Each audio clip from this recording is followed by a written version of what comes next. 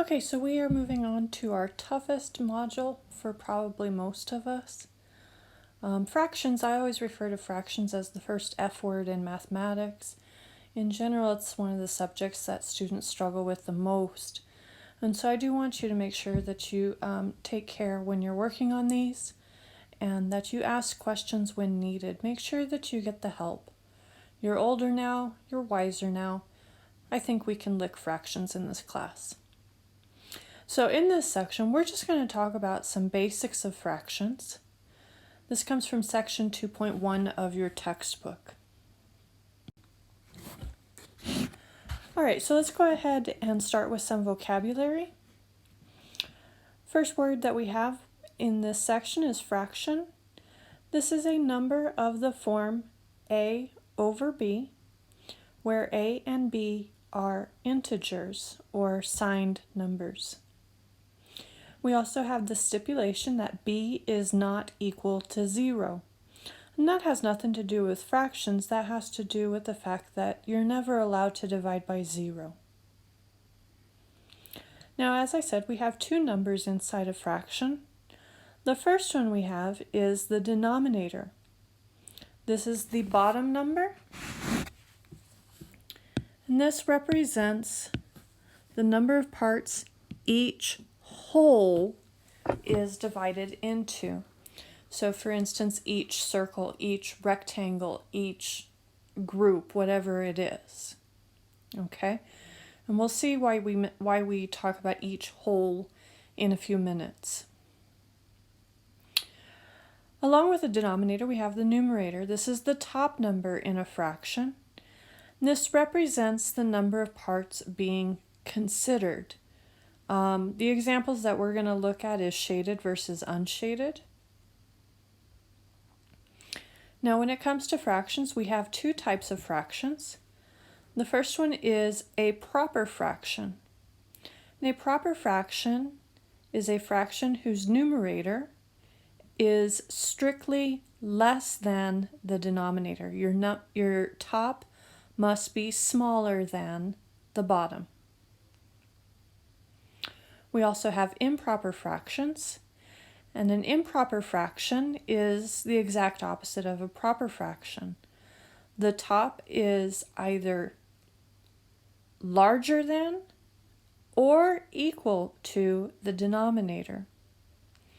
We refer to them as improper fractions because they can be written as either mixed numbers or whole numbers.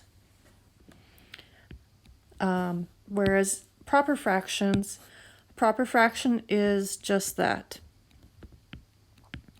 We'll get into mixed numbers in the next section.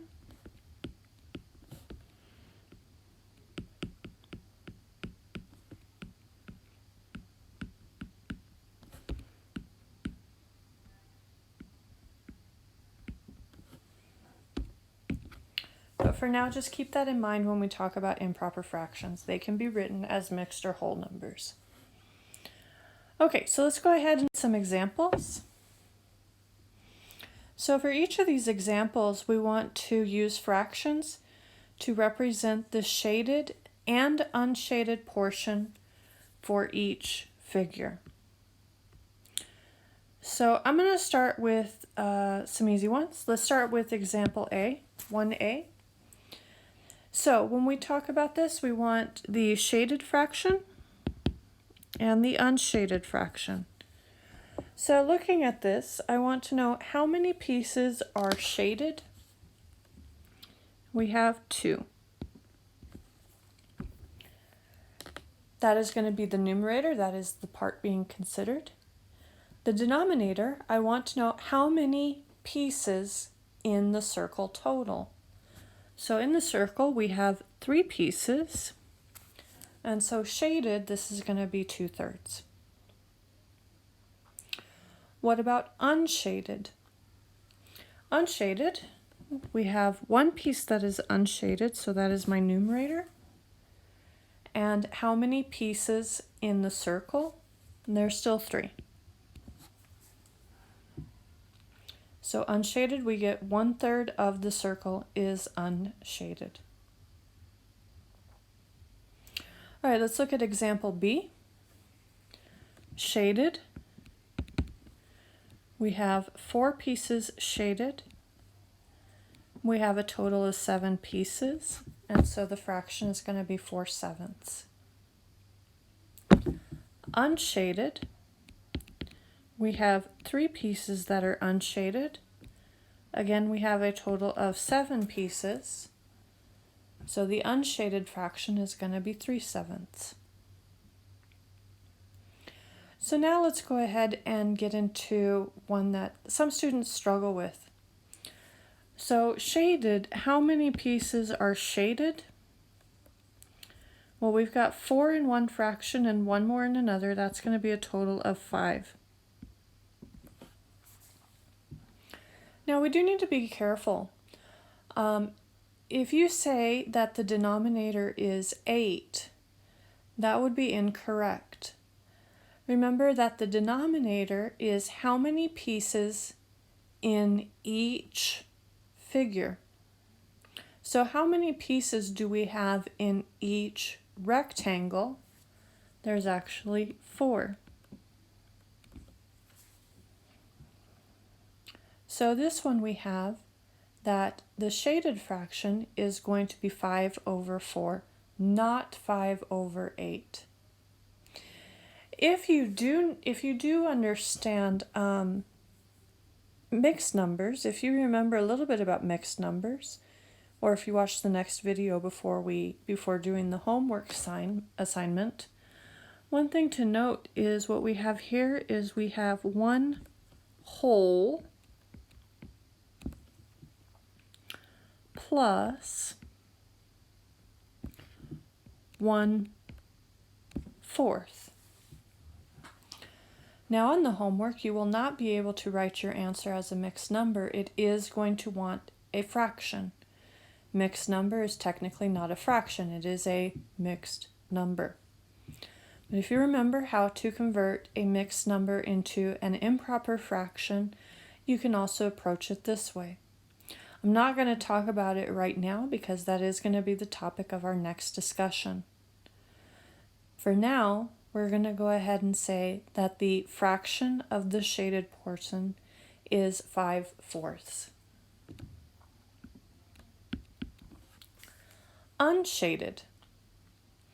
Now, my first question to you is, does this have anything to do with the fraction that is unshaded? Now, if it wasn't here, we'd still have the same answer. And so what we have is we have 3 pieces are unshaded, and the fraction is divided into 4 pieces. So unshaded, we get 3/4. All right, let's try another one and see if we can do it. Let's look at example D. We'll start with shaded.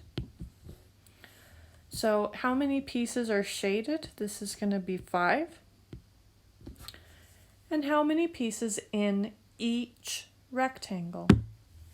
There are 3. So the fraction of the shaded portion is 5/3. Unshaded, we have 1 piece that is unshaded. And how many pieces in each rectangle? We have 3. So the fraction for the unshaded portion is 1/3. All right, let's go back to some easy examples. Example E, shaded. We have 3 pieces. We have a total of 5 pieces in the circle. So the fraction of the shaded region is 3/5. And unshaded is going to be 2/5. We have 2 pieces that are unshaded and a total of 5 pieces in the circle. Example 1F. If we count up all the pieces that are shaded, there should be a total of 7. And the total number of pieces in the circle is 8. Unshaded, we have one piece that is unshaded, and again, we have 8 total pieces in the circle. All right, a couple more. 1G, shaded. This is going to be 1 out of 6. And unshaded, we have 5 out of 6.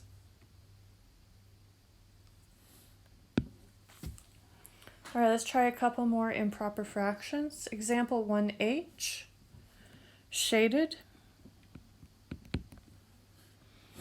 See here, this is getting a little small for my eyes, so I'm going to have to count them.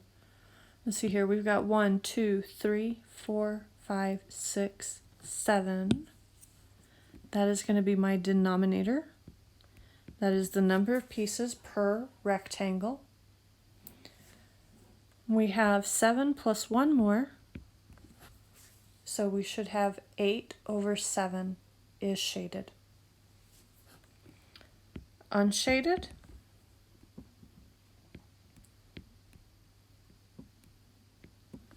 we have 6 over 7.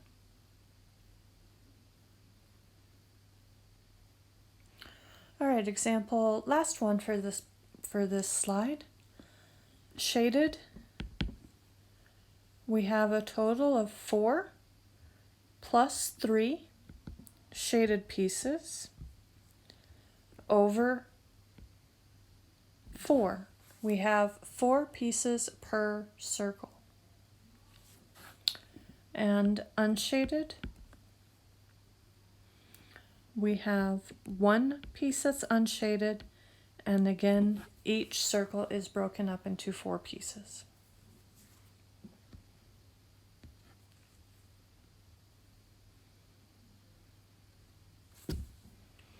All right, that takes care of some pictures that you can look at.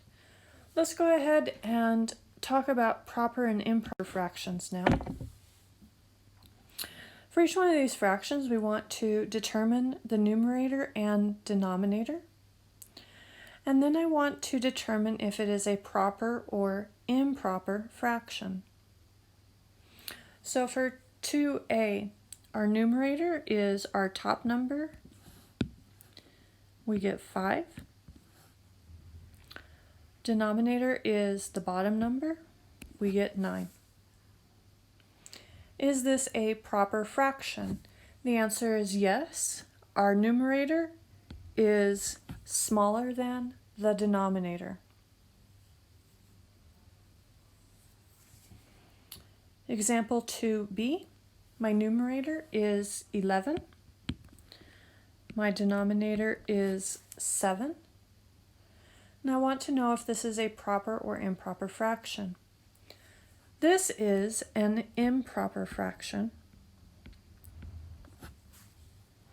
Our numerator is greater than, it is larger than the denominator, making it an improper fraction. This is probably going to be a horrible analogy, and was probably very inappropriate when I learned it, but when I learned about improper fractions at the time, my teacher referred to them as Dolly Parton fractions. If you want, you can also refer to them as Pamela Anderson fractions. We're talking about girls that are big on the top.